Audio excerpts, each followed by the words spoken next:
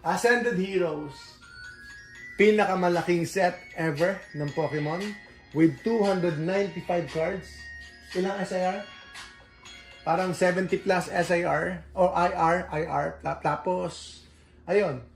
So, ano kaya? Long term kaya siya?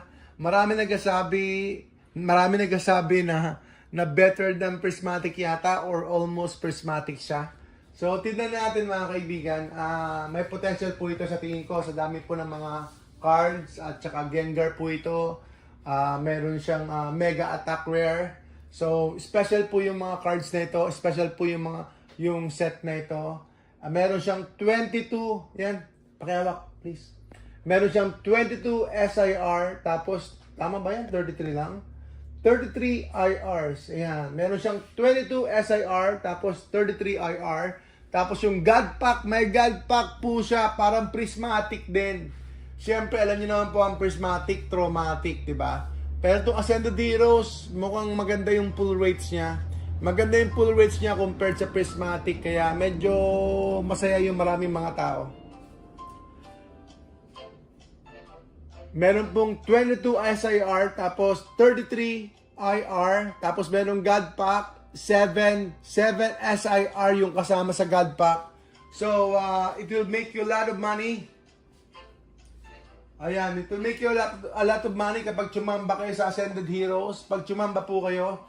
So sabihin natin yung pull rates ng Ascended Heroes for the meantime. Habang meron po tayo mga premature reports. Premature pa ito kasi bago lang yung Ascended Heroes. Galing pa siya sa blisters. So hindi pa siya ganon ka guarantee or ganon ka accurate yung mga pull rates niya. Ang pull rates po ay 1:5 EX cards. So, 1:5 po kapag ka EX. Yung IR naman, 1:8. IR is 1:8. So, Mega Attack Rare is 1:33. 33 packs. So, yung SIR is around kulang 100. 1:67 hanggang 91 packs. So, hindi po siya ganun ka-accurate kasi nga po, fresh information pa lang po yan. Raw data pa lang po yan. As so far, hindi po enough yung dami po ng mga packs na binubuksan po nila. Kaya nga po, blister, ang mahal ng blister. Binibenta nila sa secondary market ng mga 1.7. Tapos yung Pokemon Day 2.5. So, ganun talaga ang mangyayari mga kaibigan. Ganun na talaga ang market ngayon. Ang gold card naman po sa UR, no? Ultra rare ba yung tawag yan? Ultra rare tsaka gold card ay nasa 1,000 plus. 1,000 packs mahigit. 1:1,000 packs. So, makakatsamba ka ng isa sa 1,000 mahigit na packs. So, medyo malaki. Medyo marami. Mahirap mapul itong gold card na ito.